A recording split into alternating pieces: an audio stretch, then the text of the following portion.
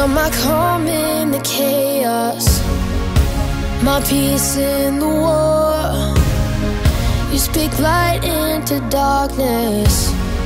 You tell me I'm yours. Only you, Jesus, are in control. You are my every heartbeat, every breath that I breathe. You're all I need, you're all I need. You speak life, sing your love over me. You're all I need, you're all I need. Caught up in your captivating, never failing love. You are my every heartbeat, every breath that I breathe. You're all I need, you're all I need. The love of a father, the strength of a king, the blood of a savior. You're my everything.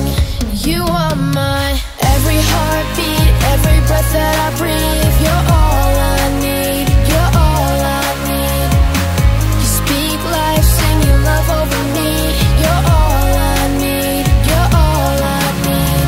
Caught up in your captivating, never failing love. You are my every heartbeat, every breath that I breathe. You're all I need, you're all I need.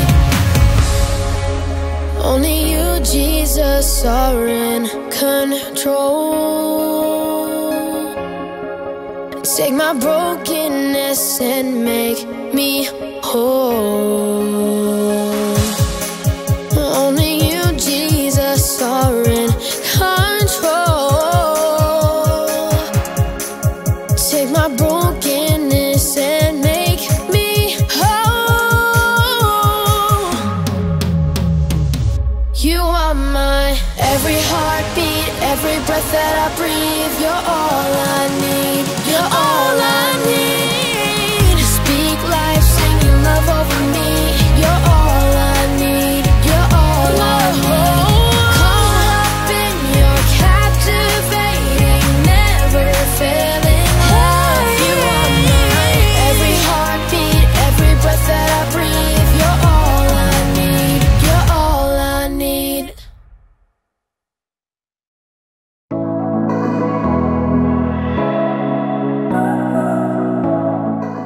Hello everyone, my name is Haley. It's summertime! And we're talking about what it means to make waves. Because what you do today can change the world around you. There's lots to do in the summer. Sometimes it can get crazy. Woo! Woo! Oh. And sometimes you just want to go outside and relax and blow some bubbles. Look at them just floating in the air, not a care in the world. And sometimes if you're really gentle, you can catch one. Oh. And if you're not, bye-bye bubble. Bye-bye bubble. Fact, the bigger the bubble, the more gentle you have to be. You can't be too crazy or you'll just end up with soap all over the ground. But when you slow down, think about what you're doing before you do it and don't lose control, you can make some big bubbles. In today's story, we'll hear about a time when the all-powerful, incredibly strong Son of God chose to be gentle. I'll see you soon. The Bible. It's 66 books of history, stories, letters, and poetry that fit together to form God's one big story.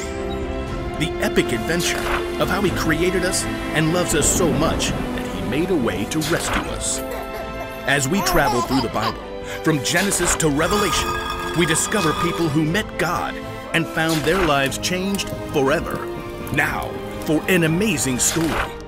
Inspired by the book of Mark, chapter 10, verses 13 through 16. As Jesus traveled, teaching and healing people, He grew more and more popular. Crowds gathered everywhere He went, and people clamored for His attention. Jesus' friends must have felt like they were on a wild ride some days. This is all getting out of hand. Some days we hardly get to talk to him. It's like we're just here for crowd control. Jesus has the Pharisees going after him at every turn, and half of Galilee wants him to heal a blister or fix a sore toe. As Jesus and his friends traveled toward Jerusalem, they stopped at a town across the Jordan River. Once again, religious leaders tried to heckle Jesus. They won't leave him alone. After the Pharisees finally left, the disciples gathered around Jesus. At least he gets a break now. Yeah, and we get to actually hang out with him. Just us. No loud, demanding crowds. It's a ruckus. Jesus' friends looked up to see another group coming their way. Moms, dads, and a whole group of small children.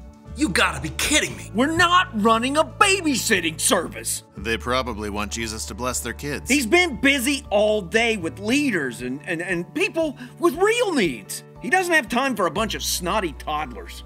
Many families must have had the same idea because they all made their way towards Jesus. Some kids ran around shrieking while others held tightly to their parents and watched with big eyes. Please, could Jesus bless my little girl? And my boys, if he could just lay his hands on them. I brought my little granddaughter. Hold it, hold it. Jesus can't see you right now. He's tired. Not to be harsh, but he's got bigger fish to fry. You know who you're asking to talk with? I saw Jesus face down the wind and waves. He can heal sickness and turn one meal into a feast for 5,000. And you want him to waste his time singing Itsy Bitsy Spider. When you put it like that. Jesus heard the commotion. He quickly came forward to see for himself. Sorry. These people want you to bless their kids. Yeah, they're about to turn this place into a circus. Don't worry, we'll get him out of here. Stop. What? Let the little children come to me. For reals? Don't keep them. God's kingdom belongs to people like them. Okay. Change of plan. Go ahead and bring your kiddos. Line up. Let's keep this orderly. There was something about Jesus that made every single child feel safe. They crowded around him, laughing and talking and asking all of their questions at once. Jesus, I hurted my finger. See my boat? It goes swoosh, swoosh underwater, but my daddy won't let me fish with him at night because it's past my bedtime. And do you like rabbits? Jesus, I want to play hide and seek. Children were considered the least important people of all at this time, but Jesus stopped everything to welcome them with his arms open wide. He cradled wide-eyed babies. He scooped up wiggling toddlers to sit on his lap. Jesus may have even played hide and seek with a few rambunctious 3-year-olds. I think he's actually enjoying this. He's really good with them. It's been way longer than he spent talking to the Pharisees. Jesus, who could command a wild storm to stop with the power of his voice, chose to gently rock a fussy baby. He blessed a 4-year-old as she told her epic story, and he may have even healed a few skinned knees. After a time, Jesus looked up to smile at his friends and the grown-ups who watched. What I'm about to tell you is true. Anyone who will not receive God's kingdom like a little child will never enter it. Us? Like kids? Jesus was not just showing the crowd that children were important.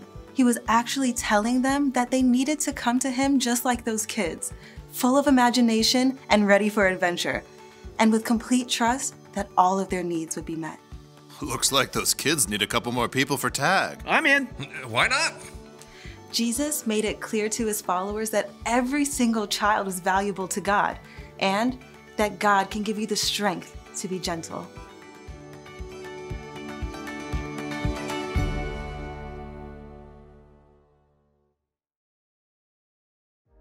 I think we can all agree that Jesus is strong, right? He healed the sick, he stopped a thunderstorm, he brought people back from the dead.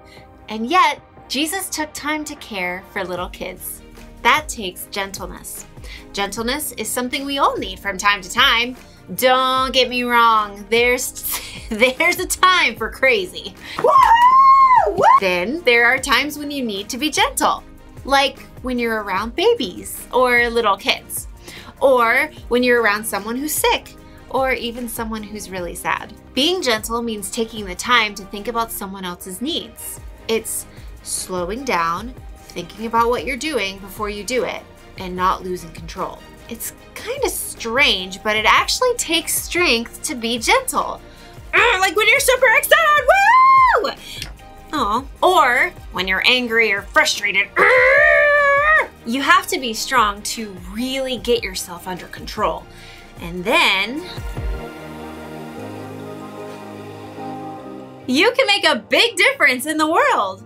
Woo, woo, woo. And if you don't think you've got enough strength to be gentle, check this out. When you put your trust in Jesus, God gives you the Holy Spirit to help. So listen closely. Here's the one thing to remember today. God can give you strength to be gentle.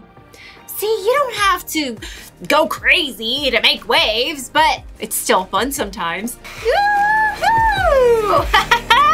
Yeah!